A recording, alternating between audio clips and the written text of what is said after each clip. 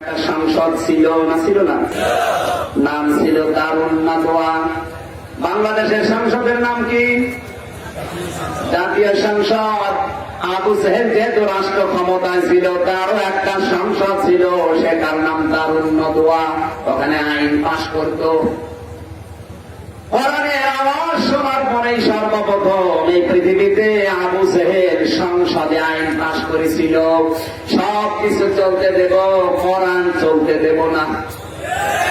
এখন এইরকম সিদ্ধান্ত যদি কোন ব্যক্তি, কোন প্রতিষ্ঠান, কোন দল, কোন দেশ নেয়, বুঝতে হবে তাদের ভেতরে আবু সেহেলের চিন্তা ঢুকেছে।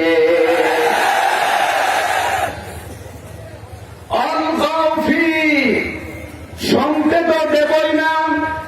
যেখানেই কোরআনের আলোচনা শুরু হবে, মোহাম্মদ কোরআনের আলোচনা করবে, ওই জায়গায় হট্টগোল করো, মারামারি করো, ভয় ডুবি তবলা বাজাও, পরিবেশ গরম করো, ওটা নষ্ট করে দাও।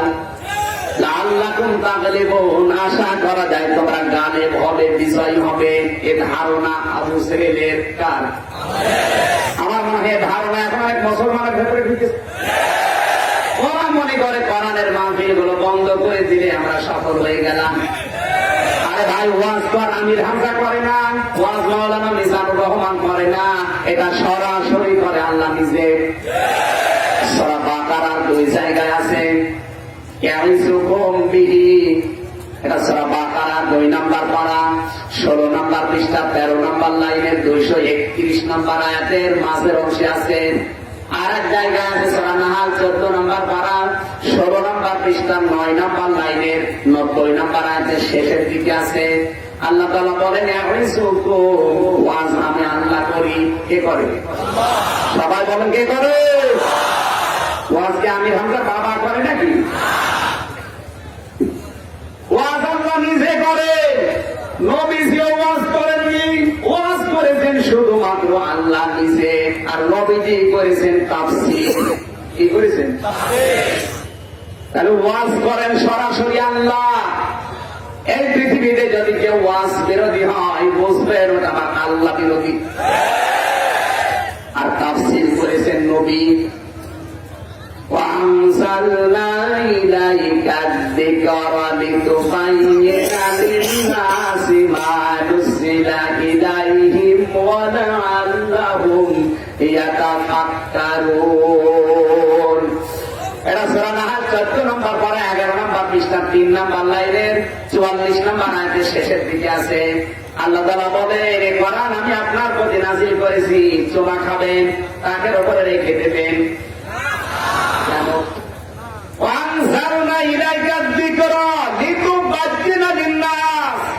এই কোরআন আপনি জিন্দা মানুষদের সামনে ব্যাখ্যা করে, বিশ্লেষণ করে, তাফসীর করে বোঝাবেন। এই যে লিন্নাস দিয়েছেন আল্লাহ, লাম শব্দটা ব্যবহার করা হয় জিন্দা মানুষের ক্ষেত্রে। সুতরাং জীবিত মানুষদের সামনে কোরআন ব্যাখ্যা করা লাগবে। অথচ আজ আমাদের দেশে অনেক মানুষের সেন্স যে জিন্দা মানুষকে কোরআন শোনানোর দরকার নেই, মানুষ মরে গেছে, কোরআন পড়ছে। যারা তাফসীর মাহফিলে বাধা দেয়, দেখবেন ওদের মা মারা গেলে, বাবা মারা গেলে আমারে ডাক দিয়ে বলবে, হুজুর কোরআন পড়েন। তোর বাবা মা তো মরে গেছে, কোরআন পড়ে করবো কি? যতক্ষণ জীবিত ছিল ততক্ষণ ওর সামনে পড়লে কাজ হতো। একটা কথা লাগবে। এই জন্য কোরআন শরীফ কি মরা মানুষের জন্য না জিন্দা? এই সেন্স ভেতরে ঢোকান লিন্নাস। যদি আমার উপরে রাগ হয়, তাহলে সূরা নাহালের 44 নম্বর আয়াতের মাঝে এই শব্দ কেটে বাদ দিয়ে দিন। বাবা পড়বে না দাদা পড়বে? কোন কারণে আপনার রাগ হয়? ডাইরেক্ট বলছি, কোরআনের বক্তব্যে মূল কথা শোনার পরে যদি কারো রাগ হয়, বুঝবেন রক্ত ঠিক নেই।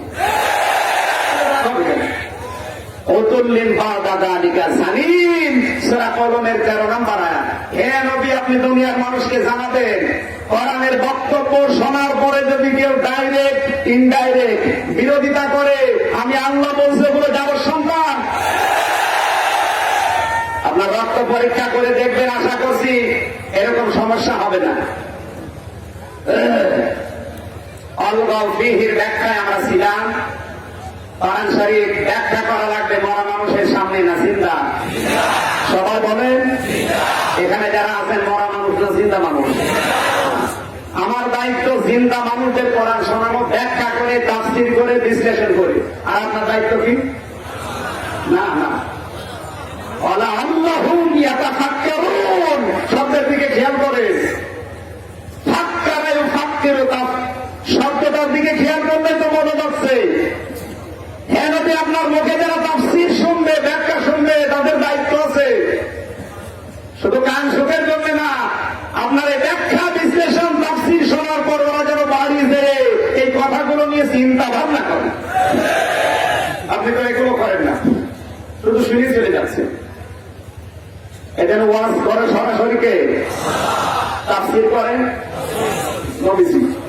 এখন নবীজি নেই, ওই দায়িত্ব এখন নাই, রাসূল যারা আলেম এদের কথা বলে না কেন? 3 নম্বর বাংলাদেশে যেটা হয়, এটা হয় আওয়াজ। কি হয়? আওয়াজ কি? হরিণ একটা বান্দা ছিল গাছের তলায়, একদিন নবী মোস্তফায় রাস্তা দিয়ে হেঁটে যায়, মানুষ শোনে আওয়াজ, ওই আওয়াজ হচ্ছে, অথচ এটা কোরআনে নেই, হাদিসে নেই, ইসলামের ইতিহাসেও নেই, ওই ভণ্ডরা সব বানিয়েছে। আর এগুলো বেশি চলে চট্টগ্রাম বিভাগে। আমি নাম নাই নিলাম। 4 নম্বরে এই পৃথিবীতে এখন বেশি হচ্ছে বদল।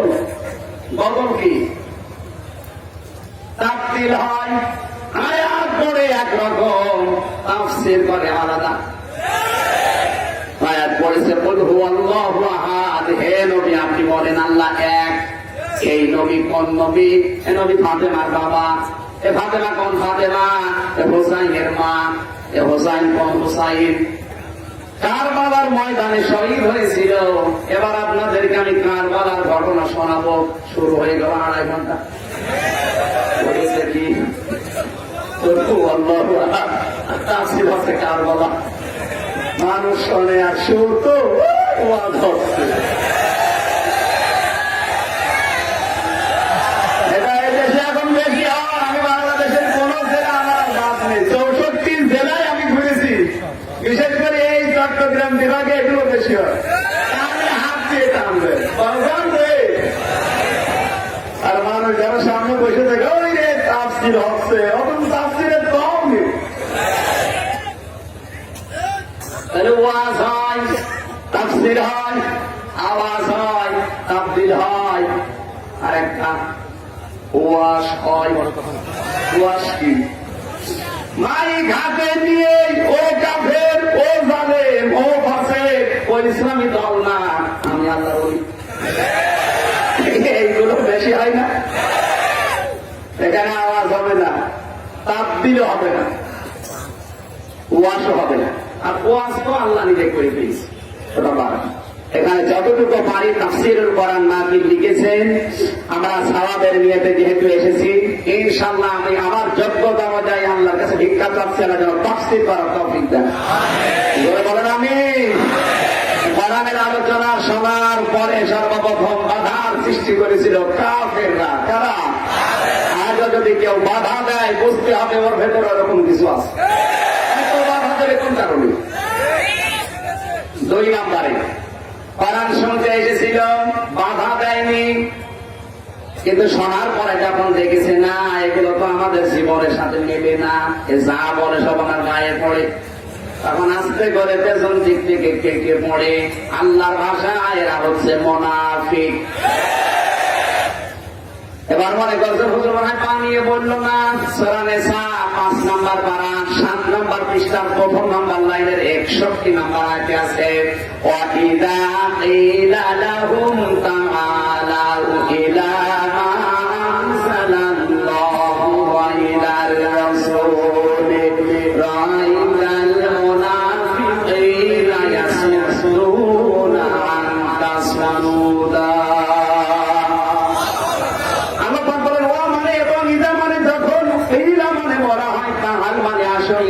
দিকে মা মানে যা আনজালাল্লাহ মানে আমি আল্লাহ নাযিল করেছি, ইলার রাসূলি রাসূলের আদর্শের দিকে আসো।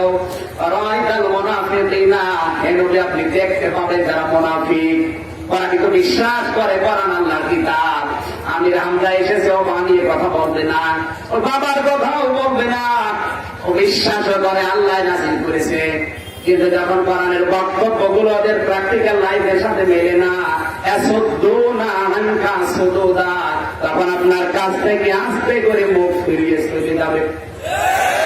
এবার দেখেন কোনটা ওঠে, যেইটা উঠবে ওটা টাটকা নির্ভেজাল মুনাফিক। মুনাফিকের অনেকগুলো গুণ আছে, আমি 5টা গুণ বলছি, যদি কারো ভেতরে এখানে থাকে আপনি এখনই পরিবর্তন হবেন। 1 নম্বরে মুনাফিক হচ্ছে তারা কথা বললেই মিথ্যা কথা বলে, ওয়াদা করলে ভঙ্গ করে, আমানত আসলে খেয়ানত করে, আর ঝগড়া কারোর সাথে হলে গালি দেয়। এই এলাকায় তো গালি নেই, আছে মানে এই যে আজকে এত সময় শুনলাম শেষ সাথে লোকেরা কি গাল দিচ্ছে, বাংলায় গাল দিচ্ছে। আর 5 নাম্বার, ওর মুখে যে কথা বলে ওর মনে ওই কথা নেই, এটা এখন বেশি। মানে মুখের কথা আর মনের কথা এক না, তার বাস্তব প্রমাণ আমি নিজে এই নোয়াখালী বাড়ি হজে যাওয়ার পরে যখন দাওয়াত করছিলাম, 6ষ্ঠ চক্করে দেখি খাবার গিলাপ করে কাটছে। বলছে আল্লাহ তুমি আমার মরণ দাও, আমি আর দেশে যাব না। দাওয়াত করা বন্ধ করে দাদার কাছে গিয়ে বলছে দাদা আপনার বাড়ি কোথায়? বলছে নোয়াখালী। কোথায়? কোম্পানিগঞ্জ। এই জায়গা মতো বাড়ি, কেউ ভাই তোর কাজের এলাকায়। এত কান্নাকাটি করছে, দাড়ি ভিজে ভিজে পানি করছে মুরব্বী মানুষ। বলছে আমি আর দেশে যাব না, আমি মরণ চাই। এদেশে নবীর ঘর আছে, এদেশে নবীর ঘর আছে, আল্লাহর ঘর আছে, আমি আর দেশে যাব না, আল্লাহ তুমি আমার মরণ দাও। কোন জায়গায় করে বলছে? খাবার গিলাপ ধরে, যেখানে হাত দিয়ে দোয়া করলে আল্লাহ ফেরত দেয় না। দোয়া শেষ হওয়ার পরে বললাম দাদা চলেন হোস্টেলে যাই। হোস্টেলে মনে করেন কিছু খাওয়াবো, নিয়ে আসার পরে মাথায় হাত দিয়ে বললাম দাদা বাইরে তাকান, আপনার দোয়া কবুল হয়ে গেছে। কেন? মানে ঝড় উঠেছে। এমনিতে মরুভূমির গায়ে ঝড় উঠলে তো অন্ধকার হয়ে যায়। দাদা সে ঝড় উঠেছে, আপনি মরবেন, প্রস্তুতি নিয়ে নেন। আমার বলছে আমির হামজা একটু আমি বছরের জন্য করিনি। ঝড় দেখে জল পাল্টিয়ে সেই এলাকার লোক কথা বলতে কেন? ঠিক সেই জেলা সেই খারাপ লোক, মুখে যা বলে মনে তাই নেই।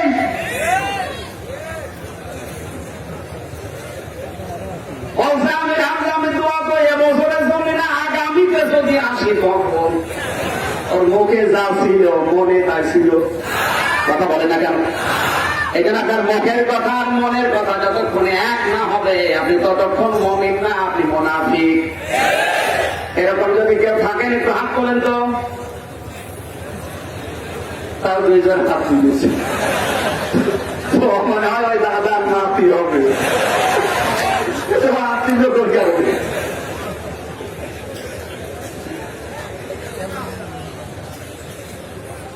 এজন্য কোরআনের শ্রোতা 2 নম্বরে তারা যারা বিশ্বাস করে, শুনতেও আসে, কোরআনকে এত সম্মান করে এর ধারে কাছে চায় না। মসজিদে ছাগল উঠে পোশাক পায়খানা করেছে, মসজিদ সাহেব চিল্লাচ্ছে কার ছাগল? এক লোক এসে বলছে চাচা চিল্লাবেন না, ছাগলটা আমার। আপনার ছাগল মানে কি করেছে? কি করেছে আপনি জানেন না? ও তো ছাগল, ওর বুদ্ধি নেই, এই জন্য মসজিদে এসেছে। আর আমি বুদ্ধিমান, আপনাকে দেখিয়েছেন আমার কোনদিন মসজিদের ধারে কাছে আসতে। এত সম্মান করে মসজিদকে, এত সম্মান করে কোরআনকে, ওর ধারে কাছে যায় না। এরকম মানুষ দেশে আছে। এখানে আমরা অনেকে ওই রকম শ্রোতা আছি, ও বিশ্বাস করে কিন্তু কোরআন আল্লাহর কিতাব। আর আমির হামজা তাফসীর করবার বাবা কথা বলবেন, ও জানে, কিন্তু যখন দেখে না আমার জীবনের সাথে তো একটাও মেলে না, তখন আস্তে করে মুখ ফিরিয়ে চলে যায়। আপনি কি চলে যাবে? চলে গেলে কি হবে? 3 নম্বরে শ্রোতা আমার আল্লাহ বলছেন, এটা সূরা আনফাল 9 নম্বর পারা 16 নম্বর পৃষ্ঠা 3 নম্বর লাইনের 2 নম্বর আয়াতে আছে, ইন্নামাল মুমিনুনা আল্লাযীনা ইযা যুকিরাল্লাহু ওয়াজিলাত কুলুবুহুম ওয়া ইযা তুলিয়াত আলাইহিম زادتهم إيمانا وعلى ربهم يتوكلون জোরে বলেন আল্লাহু আকবার। আল্লাহ বলেন মুমিন তো তারা যাদের সামনে আমার আয়াতগুলো আমার নাম উচ্চারণ করে ওদের অন্তর কেঁপে ওঠে। কি কেঁপে ওঠে? ওরা ভয়ে কেঁপে ওঠে, আমার আল্লাহর কথা হবে কেঁপে ওঠে। আর যখন আয়াত তেলাওয়াত হয় তাদের সামনে কোরআনের আয়াতগুলো যখন বুঝতে পারে তখন তাদের ঈমান আমার আল্লাহ আরো বাড়িয়ে দেয়। ঈমান এত বেড়ে যায় দুনিয়ার ময়দানে তখন কারো উপরে আর ভরসা তাদের থাকে না, একমাত্র ভরসা হয় আল্লাহর উপরে। আমার মনে হয় 3 নাম্বার শ্রোতা আমরা এখানে আছি, আর 2 নাম্বারও আছি। কত বলছেন এখানে? 1 নাম্বারটা নেই, আলহামদুলিল্লাহ। 1 নাম্বার থাকার দরকার নেই, 2 নাম্বারও দরকার নেই, আমাদের 3 নাম্বার দরকার। আমরা যারা এসেছি মুমিন, কাফের না মুনাফিক? মুমিন যারা হবে কোরআনের আলোচনায় তাদের ঈমান বেড়ে যাবে, আর তাদের ভরসা দুনিয়ার আর কারো উপরে থাকবে না। ভরসা হবে কার উপরে? সবাই বলেন কার উপরে? এই ভরসাটা আমরা তৈরি করতে চাই আজকে আলোচনায়। আল্লাহ যেন আমাদের এরকম ঈমান বাড়িয়ে দেন। জোরে বলেন আমিন। রাসূলের উপরে দরুদ পড়ছি, রাসূল খাবেন আমাদের রাসূল, রাসূলের উপরে দরুদ আর সালাম পাঠ করছি। যারা আনিত আদর্শ মানবতার মুক্তির গ্যারান্টি, যত আদর্শ আপনি মানেন না কেন মুক্তির গ্যারান্টি আপনি পাবেন না যতক্ষণ পর্যন্ত রাসূলের আদর্শ না হয়। বিশ্বনবী আমাদের আদর্শ হওয়াতে আমরা খুশি না বেজার? মানেন তো সব জায়গায়, রান্নাঘর থেকে শুরু করে আন্তর্জাতিক জীবন পর্যন্ত নবীর আদর্শ যেখানে নেই মুসলমান দাবি করলো ওই জায়গায় যাওয়া যাবে না। যদি আপনি বিয়ে করতে গিয়ে দেখেন যে এই জায়গায় রাসূলের আদর্শ নেই, হিন্দুদের আদর্শ আছে, ওই বিয়ে না। হিন্দুদের নিয়ম কি? ওরা মেয়ে বিয়ে দেওয়ার দিন যা দেবে দিয়ে দেয়, তার মানে যৌতুক যা দেবে ওই দিন শেষ। আর সারা জীবনে বাবার সম্পত্তিতেও কিছু পাই না, সারা জীবনে বাবার কোনো ভাগ পাই না। এদের রাসূলের নিয়ম, কোরআনের নিয়ম এটা ছিল না। বিয়ে করতে গেলে আপনার পকেটে টাকা বের হয়ে থাকবে, মেয়ের হাতে আপনি দেনমোহরের টাকা ধরিয়ে এরপর বলবেন কবুল। কথা বলে না কেন? কত মানুষ দেখি কবুল বলার আগে মাপ চেয়ে নেয়। বলেন আবার অনেকে বাসর রাতেও মাপ চায়, লজ্জার খাতির ওই মহিলা করবে কি? ঠিক আছে মাফ করে দিলাম। কিন্তু আমি যতগুলো মহিলার মাফ করে দিলাম শুনেছি ওরা মন থেকে মাফ করে না। কারণ আমার কাছে পরে কল দিয়ে বলছো হুজুর ওই সময় লজ্জার খাতিরে পা ধরেছে, হাত ধরেছে, ধরেছে, কিন্তু এখন আমার টাকা দরকার। আপনি মাফ চাইলে মাফ হবে। যাদের বাকি আছে আশা করছি আপনি ফেরত দিয়ে দেবেন। দেবেন তো? কারা কারা দেবেন হাত তোলেন তো? এই যে সব বাকি বিয়ে সমানই করছে এলাকায়, তো মেয়ে বিয়ে দেওয়া যাবে যাবে না, জনম বাকি পুরা ফাঁকি না, খেলাচোরা না ভাই। যারা ফাঁকি বাকি দিয়েছে ফেরত দেওয়া লাগবে। দেনমোহরের টাকা মাফ চাইলে মাফ হয় না, আপনাকে ওটা দেওয়া লাগবে, এরপরে মাফ পাবেন, মাফ হবে। কারণ দেনমোহর আপনার বউ দেয়নি, দেনমোহর দিয়েছে কে? এটা যদি কেউ না দিয়ে ফাঁকি দেওয়ার সিদ্ধান্ত নিয়ে মারা যান, আপনি কিয়ামতের দিন জিনাকার হয়ে উঠবেন অথবা চোর হয়ে উঠবেন। এরপরও যদি আপনি না দেন, লজ্জা শরম যদি আপনার না থাকে, আমার কিছু করেন না। দেবেন না? দেবেন না? দেবেন তো? আজকে বাড়িতে ফেরত দেওয়া লাগবে। কি আমি আছি মানুষ আপনার সাথে ফেরত দেওয়া লাগবে। এই যে বাদল ভাই যদি বলে আমি হামদার কুষ্টিয়া থেকে এসেছেন মুসাফির মানুষ, এতদিন নামাজ রোজা করলো না, ভালো লাগছে না, আপনি আমার মাফ করে দিন। সব কিন্তু ফেলে দেবেন।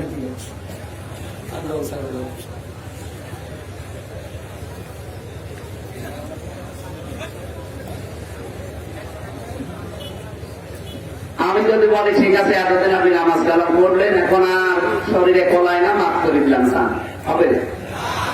দেনমোহর দিয়েছে আল্লাহ। মাফ করার মালিক আপনার বউ না, মাফ করার মালিক কে? নামাজ রোজা দিয়েছে আল্লাহ, আমি মালিক না, মালিক কে? উনি মাফ করা লাগবে। সুতরাং যারা স্ত্রীর কাছে মাফ চেয়ে নিয়েছেন হচ্ছেন, ওটাকে ফেরত দেবেন। ওয়াজ শুনতে আমরা কোন কারণে বলেন? এতদিন যাইছিলাম এদিক ওদিক করে কাটিয়ে যাচ্ছিলাম, এখন দেখে তো সমস্যা। মাফ যারা চেয়ে নিয়েছেন ফেরত দেবেন তো। নবীজি বিবাহের ক্ষেত্রে আগে দেন মোহরের টাকা ধরিয়ে দিয়েছেন, এরপরে কবুল করেছেন। তাহলে রাসূলের আদর্শে এইটা বাদ দিয়ে যদি কেউ অন্য কোন নিয়ম নীতি দিয়ে বিয়ে করে, ও কি বিয়ে না জেনা? হবে না বিয়ে। সুতরাং আপনি এই কাজটা করবেন না। বিশ্ব নবীর আদর্শ বাদ দিয়ে কোন মানুষ যদি রাষ্ট্র চালায়, ও কি রাষ্ট্র চালানো হবে? দুর্নীতি হবে। বলেন, নবীজি নিজে যখন মাল সম্পদ ভাগ করতেন, তখন তার নিজের আত্মীয় স্বজনের ভেতরে কেউ যদি কিছু নিত, সঙ্গে সঙ্গে মুখ থেকে বের করে আগে ওই সরকারি মালের ভেতরে মিশিয়ে দিত। হযরত হোসাইনের মুখ থেকে খেজুর বের করে রেখে দিয়েছিলেন, বলেছিলেন এটা আমার একা না, এটা জনগণের, আগে বন্টন হবে, এরপরে থাকবে তোমার দেব। আমার তো মনে হয় যারা দেশের দায়িত্বে থাকবে, এদের মন মানসিকতা, চরিত্র, আদর্শ যদি এইটা হয়, 16 কোটি মানুষের একটা মানুষও না খেয়ে থাকবে। এদেশের সম্পদ আছে, এদেশের মানুষও আছে, সুষ্ঠু বন্টনের অভাব। যারা দায়িত্বে আছেন আপনাদেরকে বলছি, সুষ্ঠু বন্টন করা লাগবে। আর এটা তৈরি করার জন্য সাহাবা ইকরামের আদর্শ আমাদের সামনে আছে। হযরত আবু বকর সিদ্দিক রাদিয়াল্লাহু তাআলা আনহু একদিন দেখলেন পায়েস তৈরি করা, জিজ্ঞাসা করলেন স্ত্রী, এই যে পায়েস কোথায় পেলে? স্ত্রী বলে, স্বামী আমার, আমি অবৈধভাবে তৈরি করিনি। আপনার সন্তান আব্দুল্লাহ 15 দিন আগে আমারে বলেছিল, মা আমি একটু পায়েস খেতে চাই, তাও প্রধানমন্ত্রীর ছেলে। স্ত্রী বলে, সন্তান তোমার বাবা যে বেতন পায়, মাসিক ভাতা পায়, ওই যে কোন রকমের সংসার চলে, ওটা দিয়ে আমি পায়েস বানাতে পারবো না। ঠিক আছে, তুমি যখন খেতে চাইলে আমি দেখি কিছু করা যায় কিনা। এই যে 15 দিন প্রতিদিন যতটুকু রাষ্ট্রের তরফ থেকে তাকে টাকা দেয়, ভাতা দেয়, মনে করেন 1 কেজি করে আটা দেওয়া হয়, 1 পোয়া করে আটা তুলে রাখে, 3 পোয়া আটা দিয়ে কোন রকমের সংসারটা চালায়। 8-10 দিন এক জায়গায় করার পরে 2-3 কেজি যখন হয়েছে, এইটা পাশের বাড়ি বিক্রি করে আজকে পায়েস বানিয়েছে। হযরত আবু বকর বলে, পেলে কোথায়? স্ত্রী যখন এই বর্ণনা দিচ্ছে, সন্তানকে বলে, ঠিক আছে খেয়ে নাও। সন্তানকে খাবারটা খাওয়ে চলে গেলেন বায়তুল মালের খাজানচির কাছে। ডাক দিয়ে বলে, দেখো আগামী মাস থেকে তুমি আমাদের 3 কেজি আটা কম দিও, কারণ আমি দেখলাম চিন্তা ভাবনা করে 3 কেজি আটা কম হলো আমার সংসার চলবে। আমার তো যতটুকু ধারণা এই হাদিসটা বলার পর এই দেশে এখন 1628 জন মানুষ দায়িত্বে আছে, এই মানুষটা সহ। এই মানুষগুলোর চরিত্র হযরত আবু বকরের মতো হওয়া লাগবে, তারপরে এই যে ডিজিটাল হবে।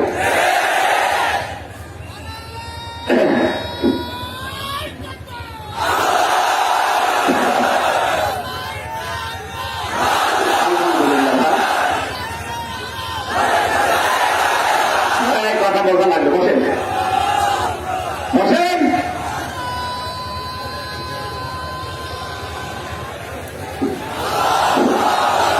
এখন 10 শুধু শাহিন ভাইরার বাদল হয় নাকি? ভোট নেওয়ার সময় যে ওনার 2 কোটি টাকা খেয়েছে, সে টাকাকে ফেরত হবে। আমার দাদা চেয়ারম্যান আওয়ামী লীগের, চেয়ারম্যান হতে, একটা ইউনিয়নের চেয়ারম্যান হতে যদি 1 কোটির উপরে টাকা খরচ হয়, এ উপজেলা তো 5 কোটি গেছে, এই টাকাটা দেবে কে? কোন কারণে আপনি টাকা খেয়ে ভোট দেন, এটা জবাব দেন, তারপর ডাক দিতে পারছি। টাকা ছাড়া আপনি ভোট দিতে চান না, করবে কি? বউ বিক্রি করে ফেলতে চালাবে, বাধ্য হয় শেষে। কথা বলবে কেন? আমাদেরও দোষ আছে। বিড়ি ছাড়া, শাড়ি ছাড়া, বিলাউজের পিস ছাড়া ভোট দিতে চাই। তোর কপালে রাস্তা জুটবে, তোর কপালে রাস্তা হবে ডেলিভারি রোড। শুধু ওনাদের দোষ না, আমাদের যারা দায়ী আমরা আছি, যারা জনগণের 16 কোটি মানুষ, আমাদেরও পরিবর্তন চান।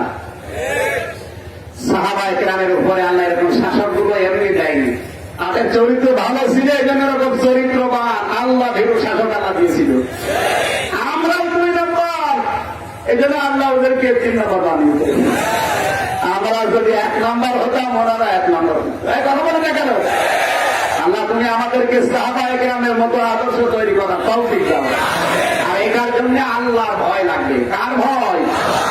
তাফসীর মাহফিলে এসেছি ওই ভয়টা তৈরি করার জন্য। সবার ভেতরে যদি ওই ভয়টা তৈরি হয়, আপনি দেখবেন তামাম দুনিয়া দিয়ে দিলে অন্তত দুর্নীতি করবে না। এই জন্য কিয়ামতে জবাবদিহিমূলক আচরণ তৈরি করতে হলে মনের ভেতরে ভয় লাগা রাখবে কার? সবাই বলেন কার? এই ভয়টা তৈরি করার জন্য নামাজ যারা পড়েন, এদিকে তাকান, নামাজ পড়তে যারা যান খুব ভালো করে শুনবেন। নামাজ পড়তে গেলেই নামাজ হবে তা না। আমি কোরআনে যত জায়গায় নামাজের কথা পেয়েছি, আগে পেটে খাবার দাও, এরপরে নামাজ। এজন্য নামাজের কথা সেখানে, যাকাতের কথা সেখানে। নামাজ পড়তে পড়তে কপাল কালো করে ফেলেছে, 5 ওয়াক্তের জায়গায় তাহাজ্জুদ মিলে পড়ে। কিন্তু মানুষের যে খাবারের ব্যবস্থা করা লাগবে, দারিদ্র মুক্ত সমাজ গঠন করা লাগবে, এর ব্যাপারে ওর কোন ভূমিকা নেই। প্রধানমন্ত্রী শেখ হাসিনা যে উদ্যোগটা নিয়েছে আজ দারিদ্র মুক্ত সমাজে, ওনার অন্য কাজ আমি চাই করে করুক, কিন্তু এই কাজটা ভালো। দারিদ্র মুক্ত সমাজের জন্য, দেশের জন্য ওনার জান প্রাণ দিয়ে দৌড়ে যাচ্ছে। আপনি যদি এই কাজটাকে সমর্থন না করেন, আপনার খবর আছে। অন্য কোন অন্যায় কাজ যদি করে, আপনার সাপোর্ট করার দরকার নেই, প্রতিবাদ করবেন। কিন্তু এই যে ভালো কাজ, এটা কিন্তু কোরআনের নির্দেশ। মিসকিনদের খাবার দাও, তার মানে দারিদ্র মুক্ত সমাজের জন্য ভূমিকা পালন করো। শুধু নিয়ে একা করলে হবে না, এই দেশের 16 কোটি মানুষকে এই দায়িত্ব দেওয়া লাগবে। আর যারা এই দায়িত্বে সাপোর্ট করবে না, সে যে দলের লোক হোক, ও জাহান্নামে যাবে। এই জন্য দারিদ্র মুক্ত সমাজের জন্য আপনাকে এগিয়ে আসা লাগবে, না ফেরেশতারা আসবে? বলেন। প্রধানমন্ত্রীর উদ্যোগকে আমরা সাধুবাদ জানাচ্ছি। উনি একা একা চেষ্টা করলে কিয়ামত পর্যন্ত বাংলাদেশকে দারিদ্র মুক্ত করতে পারবেন না। 16 কোটি মানুষকে এগিয়ে আসতে হবে, বিশেষ করে যাদের কর্মঠ জীবন আছে, যাদের শক্তি আছে, টাকা আছে। এই কথা বলে না কেন? আমি কথা বলছিলাম হযরতে কিয়ামতের এই বিশ্বাসটা জন্মালে কি হয়। কিয়ামতের বিশ্বাস যদি জন্মায় মানুষের ভেতরে, ও দুর্নীতি করতে পারে না, জবাব দেওয়া লাগবে আল্লাহর দরবারে দাঁড়িয়ে দাঁড়িয়ে। এই টেন্ডেন্সি যখন আসবে, তামাম দুনিয়া দিয়ে দিলেও অন্তত ও খাবে না। আমি 2 জন মানুষকে পেয়েছি ফরিদপুর, বরিশাল বিভাগের ফরিদপুর, নাম শোনেননি? ডাক্তার শাহিন জর্দার, রাজশাহীর ডাক্তার ফাতেমা সিদ্দিকা। আর মানুষ ডাক্তারের নাম শুনলে মনে করে এটা টাকায় না, এরকম ডাক্তার বানানো লাগবে। এরকম ডাক্তার বানাতে হলে এই বিসিয়া মাদ্রাসা, এখানে প্রথমে আপনি তাকে কোরআন শিক্ষা দেন, হাদিস শিখান, এরপরে ডাক্তার বানান, ইঞ্জিনিয়ার বানান, বৈজ্ঞানিক বানান। তাম পৃথিবীর যত বড় দায়িত্বে যাক, অন্তত দুনিয়া ওর পায়ের কাছে গেলেও দুর্নীতি করবে না। ওদের উপায়ও কম নেই, তারপরও তো দুর্নীতি আমি মিশে দেখেছি, পাইনি। যেন আমাদের উচিত হচ্ছে, বাস্তবতায় যদি আমরা মিটতে চাই, আপনার ছেলেটাকে মেয়েটাকে দুর্নীতি মুক্ত করতে হলে কোরআনের কাছে আসেন। এটা আগে শিক্ষা দিয়ে, এরপরে আপনি বাস্তব জীবনে ওকে সেখানে দেবেন, অন্তত দুর্নীতি পাবেন না। এখানে দায়িত্বশীল হওয়া লাগবে। কিশীল যে যেখানে আছি, আমাদের দায়িত্ব কর্তব্য আরো বাড়িয়ে দেওয়া লাগবে। সমাজ ভাইরা, আমি বোঝাচ্ছিলাম কিয়ামতের এই জবাবদিহিতা, এটা তৈরি হয় নামাজ থেকে। নামাজ থেকে কেন? এই জন্য নামাজের কথা সূরা জুমার ভেতর আল্লাহ দিলেন, ইযা নুদিয়া লিস-সালাতি মিন ইয়াউমিল জুমআ, নামাজ যখন শুরু হবে, ইযা নুদিয়া লিস-সালাতি মিন ইয়াউমিল জুমআ ফাসআউ ইলা যিকরিল্লাহ ওয়া যারুল্লাহ। একটু খেয়াল করেন, এটা নামাজ পড়তে আপনি মসজিদে যাবেন, এটা আযান হওয়ার আগে যাবেন না পরে যাবেন? কেন আযান হওয়ার পরে কেন যাবেন? কারণ আযান হওয়ার আগে আপনি মসজিদে গিয়ে বসে বসে সুবহানাল্লাহ পড়ার দরকার নেই। আর দুনিয়ায় কাজ করেন, আপনি কাজ না করলে খাবেন কি? এজন্য কাজ কারবারে লিপ্ত থাকেন, যখন আল্লাহ ডাক আসবে তখন কাজ কারবার বন্ধ করে অন্তত সেজদা দিয়ে আবার আপনি বেরিয়ে পড়েন। নামাজ পড়ার পরে আবার মসজিদে থাকবেন, এই সুযোগ কিন্তু করা যায়নি। ফাইদা কুদিয়াতিস সালাত ফান্তাশিরু ফিল আরদ ওয়াবতাগু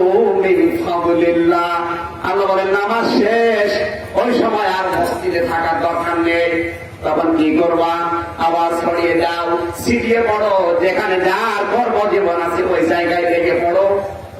তাহলে কাজ করা লাগবে। কি করা লাগবে?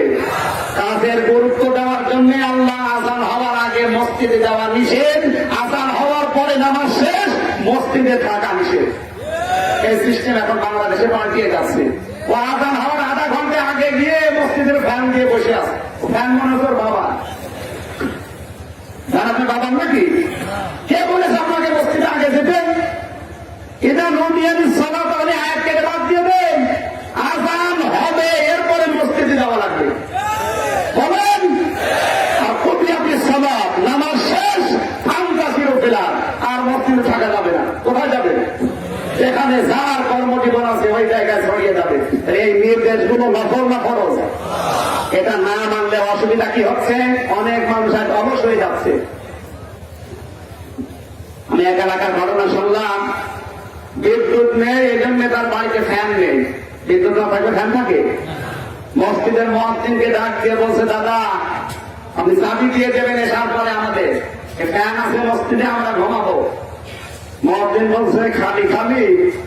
ঠিক আছে, মাসে আমরা 4 জন মিলে আপনাকে 400 টাকা দেবো। ও গরিব মানুষ লোভে পড়ে রাজি হয়ে গেছে। এসার নামাজ পড়ে যখন সবাই চলে যায়, ওদের হাতে চাবি দিয়েও পাঠিয়ে দেয়। আবার ফজরের সময় আসবে, 4 জন মসজিদে ঢোকার পর ফ্যান দিয়েছে 12টা। মানুষ কয়টা? ফ্যান। যারা ফ্যানের নিচে ঘুমায় না, তারা যদি একবার ফ্যান পায়, ওকে ঘুমাবে না মরবে? মরে গেছে। আর কাপড় সব আল্লাহ রাস্তায় করছে। সকালবেলা মুয়াজ্জিন আযান দিতে এসে যে লাইট দিয়েছে, তাকে আস্তাগফিরুল্লাহ, তাড়াতাড়ি লাইট বন্ধ করে চিৎকার দিচ্ছে, হারাম। ওরা উঠে বলছে, কি হারাম? মসজিদে থাকা হারাম। মসজিদে থাকা হারাম, দলিল কি? দলিল লাগবে না, আমি নিজে দেখলাম। এগুলো দলিল নেই, বিনা দলিলে হারাম। আপনি মসজিদে আযান হওয়ার আগে যাবেন, আর আযান হওয়ার পরে আবার বসে থাকবেন। কোথায় দিচ্ছেন? ঘন্টা দিন। কাজ করা লাগবে। আল্লাহ কাজের গুরুত্বটা বুঝিয়েছেন যে কাজ করো, আযানের সময় হয়ে গেছে, নামাজ পড়ার জন্য চলে আসো। আযান শেষ, নামাজ শেষ, এবার চলে যাও আমার কাজে।